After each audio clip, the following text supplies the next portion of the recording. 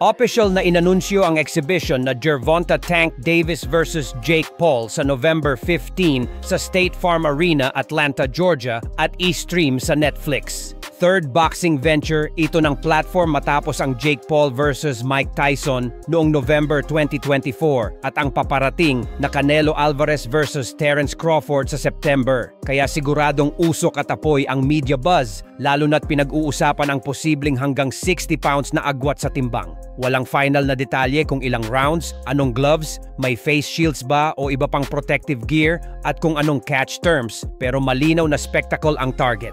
Nagmula rin ito matapos umano mabigo ang negosasyon ni Jake Paul sa former two-time world champion na si Anthony Joshua.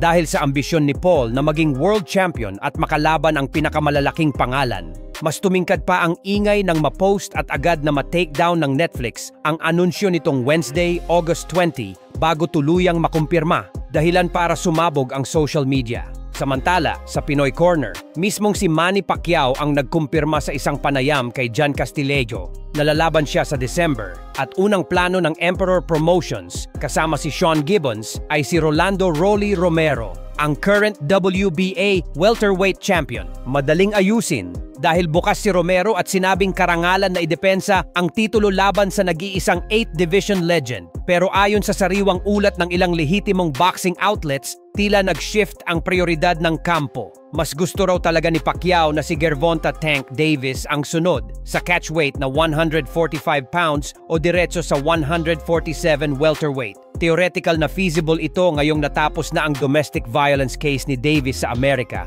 at pwede na uli siyang mag-focus, pero malaking tanong kung papayag si Tank na umakyat ng 2 divisions at may bulong-bulungan pa na tila naglalaho ang gana niya sa pro scene nitong mga huling buwan. Kaya ang practical na ruta para sa sinturon at sa legacy ay si Romero pa rin. Sa business lens, hawak ni Manny ang market gravity, kaya alinman sa dalawa ay blockbuster. Pero kung ang layunin ay dagdag koronang opisyal, mas malinaw ang Romero. Habang nag-aabang ang sambayanan, tahimik na umaandar ang metronome ng disiplina sa Japan. Ang undisputed super bantamweight emperor na si Naoya Monster Inoue, ayon sa latest team update, ay nasa 133 pounds na lang kahit mahigit 3 weeks pa bago ang mega showdown niya kontra dating unified champ na si Murodjon Akhmadaliev.